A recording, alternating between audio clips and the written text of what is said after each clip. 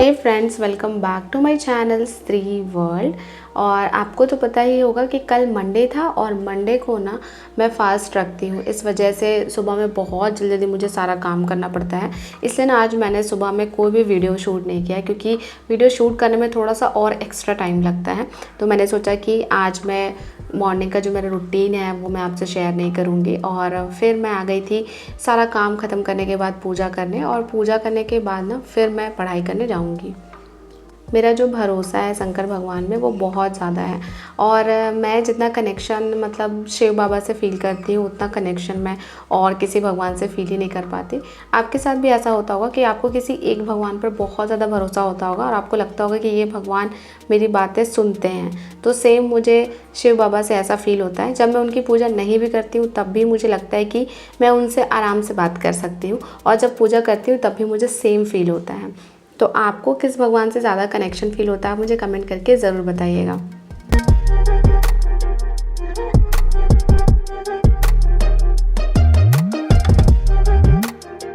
बज रहे हैं सुबह के 9:07 और मैंने घर का सारा काम कंप्लीट कर लिया है। आपको तो पता ही होगा कि मैं मंडे फास्ट ऑब्ज़र्व करती हूँ, तो आज मेरा मंडे फास्ट था, इसलिए मैंने सुबह में सारा काम कंप्लीट कर लिया है। और अभी मैं आ गई हूँ चाय के साथ पढ़ाई करने के लिए। और फर्स्ट स्टडी स्लॉट में मैं पढ़ने वाली हूँ ये जो ऑफिसर्स एकेडमी का नोट्स मैंने प्रिंट करवाया था, वहाँ से मैं जीके कंप्लीट कर रही हूँ। तो आज का टॉपिक है सामान्य ज्ञान। मीन्स कि सामान्य ज्ञान में इन्होंने और भी बहुत सारे क्वेश्चंस दिए। मुझे लगता है कि 1000 क्वेश्चंस तो सामान्य ज्ञान के ही होंगे। और आज का जो टॉपिक है वो है आर्ट एंड कल्चर, और इसमें सब कुछ बताया, मतलब इसमें ऐसे टॉपिक्स हैं कि कौन सा डांस फॉर्म किस स्टेट से रिलेटेड है, कौन सा त्यौहार कौन से राज्य में मनाया जाता है, इस टाइप के क्वेश्चन है। तो ये क्वेश्चन से बहुत ज़्यादा पूछे जाते हैं, चाहे वो किसी भी एग्ज़ाम में हम अपेयर क्यों ना हो। तो इसलिए मैं सोच रही हूँ कि मैं सामान्य ज्ञान का टॉपिक आज कंप्लीट करती हूँ। अगर नहीं कंप्लीट होगा तो कोई बात नहीं, मैक्सिमम मैं 2 घंटे तो ज़रूर पढ़ूंगी। और मेरा यही फंडा होता है कि किसी भी सब्जेक्ट को मैं 2 घंटे बहुत कॉन्सेंट्रेशन से पढ़ती हूँ, और 2 घंटे पढ़ने के बाद मैं बीच में फिर ब्रेक लेती हूँ। तो चलिए अब मैं अपने फर्स्ट स्टडी स्लॉट की शुरुआत करती हूँ। जब आप किसी एक एग्ज़ाम की तैयारी करते हैं और आप फिर अपने आप को शिफ्ट कर देते हैं दूसरे एग्ज़ाम की तैयारी करने के लिए, तो ये सच में बिल्कुल आसान नहीं होता है, क्योंकि इसमें बहुत सारे डाउट्स एंड फियर्स होते हैं कि पता नहीं ये एग्ज़ाम मैं क्वालिफाई कर पाऊँगी भी या नहीं, या फिर अगर मैं इतना ज़्यादा पढ़ रही हूँ तो पता नहीं इसका रिज़ल्ट आएगा भी कि नहीं। तो मेरे साथ भी सेम यही चीज़ है, बट मेरी एक नेचर है, मैं अपने आप को कभी भी हाउसवाइफ के फॉर्म में इमेजिन नहीं कर पाती हूँ। अभी मैं हाउसवाइफ हूँ, मैं वो ज़िंदगी जी रही हूँ, और मैं आपको सच बता रही हूँ मुझे ये ज़िंदगी उतनी पसंद नहीं है। मैं हमेशा खुद को ऐसा इमेजिन करती हूँ कि मैं ऑफिस जाऊँ, काम करूँ, मतलब मैं ऐसी बनना चाहती हूँ कि मुझे बोल्ड होना है, कॉन्फिडेंट रहना है, और अपना एक बहुत अच्छा एटीट्यूड मुझे डेवलप करना है, जो कि मुझे ऐसा लगता है कि किचन का काम करने से वो एटीट्यूड लड़कियों में डेवलप नहीं हो पाता है। और मैं आपको किस्मत का क्या ही कहूँ, केवीएस के लिए तो मैंने कितनी पढ़ाई की थी, बट मेरी किस्मत ने मेरा साथ नहीं दिया। लेकिन हाँ, मेरी किस्मत और मेरी मेहनत की जंग जारी है। मैं हमेशा से मेहनत पर ज़्यादा भरोसा करती हूँ, और मुझे पता है कि मैं अपनी मेहनत से अपनी किस्मत को एक दिन ज़रूर हराऊँगी। 2 hours later. क्योंकि पता है मैंने बहुत सारी ऐसी हाउसवाइफ्स को देखा है जो शादी से पहले बहुत इंटेलिजेंट थी, बहुत अच्छे मार्क्स लाती थी, और बहुत सारे एग्ज़ाम्स भी जिन्होंने क्वालिफाई किए हैं, बट शादी जब उनकी हो जाती है तो उनको इतना ज़्यादा कॉम्प्रोमाइज़ करना पड़ता है, इतना ज़्यादा कि वो एंड में थक जाती हैं और अपने साथ कॉम्प्रोमाइज़ कर लेती है, अपने करियर के साथ कॉम्प्रोमाइज़ कर लेती हैं, और लास्ट में केवल हाउसवाइफ बन के रह जाती हैं। और जो लोग ना खुद को ऐसा देखते हैं कि नहीं मेरा जॉब हो जाएगा तो मेरी लाइफ ऐसी होगी, या फिर किसी किसी का होता है जो अपने आप को हाउसवाइफ मान के ही बहुत ज़्यादा खुश होती होंगी, वो उनकी लाइफ है। लेकिन बहुत सारे लोग होते हैं मेरे जैसे, जिनको कुछ करने का जज्बा होता है, जिनको लगता है कि नहीं मुझे लाइफ में कुछ ना कुछ अचीव करना है। और मैं सच बता रही हूँ, ऐसे लोगों को जब कॉम्प्रोमाइज़ करना पड़ता है ना, तो अंदर से बहुत ही ज़्यादा दुख होता है। अभी मेरे साथ क्या होता है मैं आपको बताती हूँ। मेरे साथ ये होता है कि जब मैं सुबह उठती हूँ तो मेरे ऊपर एक प्रेशर रहता है कि मुझे काम जल्दी से कंप्लीट करना है, और काम कंप्लीट करने के बाद कैसे भी करके 9 बजे या 9:30 बजे पढ़ने बैठ जाना है। और उस समय जब मैं काम करती हूँ ना, तो बस दिमाग में यही सब चलता रहता है कि कितना सारा काम है, जल्दी से इसको कंप्लीट करो।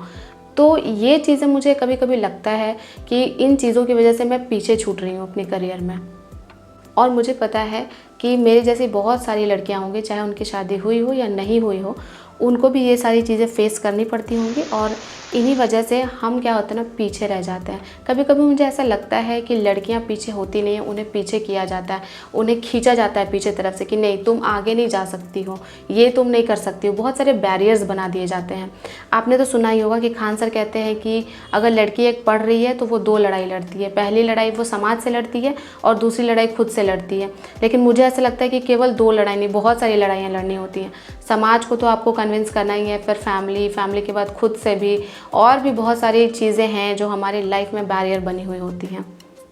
बट हाँ, एट द एंड इन सब चीज़ों को हमें इग्नोर करना ही होगा। इन सब चीज़ों को कॉर्नर कीजिए और आपका जो गोल है उस पर फोकस करके वही एक्शन लीजिए जो कि आपको आपकी गोल को सपोर्ट कर रहा हो, और उन एक्शंस को मत लीजिए जो कि आपको डीमोटिवेट करें, आपको आपके गोल से दूर करें। यहाँ पर ना मैं अपनी एक पुरानी कॉपी देख रही थी, उसमें मैंने मैथ्स पढ़ा था लास्ट ईयर। तो लास्ट ईयर मैंने अर्थमेटिक वाला पोर्शन जो है वो पूरा कंप्लीट कर लिया था। इनफैक्ट मेरा अर्थमेटिक ऐसा है कि मुझे ऐसा नहीं लगता है कि मेरा एसएससी सीजीएल प्री का कोई क्वेश्चन अर्थमेटिक का मेरे से नहीं बन रहा हो, क्योंकि क्वेश्चंस ना बहुत ईजी आते हैं प्री में। मेंस का तो मैंने अभी ट्राई नहीं किया है, बट हाँ प्री वाला तो मेरे से सॉल्व हो जाता है। और मेन जो मेरा पोर्शन है एडवांस, वो एडवांस मैथ्स मेरा कंप्लीट नहीं है अच्छे से। तो आज मैं सोच रही थी कि आज से क्यों ना एडवांस का कोई पोर्शन कंप्लीट किया जाए, क्योंकि जो टफ़ है ना मेरे लिए, मैं सबसे पहले उन्हीं सब्जेक्ट्स को कंप्लीट करूँगी। तो सबसे फर्स्ट टॉपिक एडवांस मैथ्स में मेरे से ट्रिग्नोमेट्री का क्वेश्चन जो है वो बन जाता है लॉन्ग मेथड से ही, बट वो मेरे लिए ईजी लगता है मुझे। और लेकिन ज्योमेट्री वाला पोर्शन जो है वो मुझे थोड़ा सा टफ़ लगता है। तो मैंने सोचा कि चलो ज्योमेट्री पढ़ लेते हैं कहीं से यूट्यूब से। तो कल मैंने ना थोड़ा सा रिसर्च किया था, तो मुझे रैमो सर के बारे में पता चला और इन्होंने लगभग 36 घंटे पढ़ाया है ज्योमेट्री। तो मैंने सोचा कि चलो पहले यहाँ से एक बार एकदम बढ़िया से पढ़ लेते हैं और उसके बाद मैं इसके क्वेश्चंस प्रैक्टिस करूँगी। फर्स्ट वीडियो जो है, ये वीडियो ना इन्होंने 3 पार्ट में डाला है। तो जो फर्स्ट वीडियो है वो लगभग 11 आवर्स की है। तो पहला का 2.5 घंटा तो आपको देखने का ज़रूरत नहीं पड़ेगा, क्योंकि उसमें बहुत बेसिक चीज़ें बताई हैं। पॉइंट क्या होता है, लाइन क्या होता है, लाइन सेगमेंट क्या होता है, मतलब ट्रायंगल क्या है, क्वाड्रिलेटरल क्या है, तो ये सब तो आपको पता ही होगा। तो मैंने थोड़ा सा पोर्शन जो है 2 घंटे का वो स्किप किया और उसके बाद मैंने पढ़ना शुरू किया है। तो उसके बाद जब मैं पढ़ रही थी तो बहुत सारी न्यू चीज़ें मुझे सीखने को मिली और मैं इसका एक रफ़ नोट्स बना रही हूँ। आप देख रहे होंगे कि एकदम रफ़ कॉपी है, तो बस रफ़ नोट्स मैं बना ले रही हूँ। और जब कभी भी मुझे कन्फ्यूजन होगा, जब मैं फर्दर ज्योमेट्री के क्वेश्चन सॉल्व करूँगी, तो मैं इस नोट्स को फिर रेफ़र करूँगी।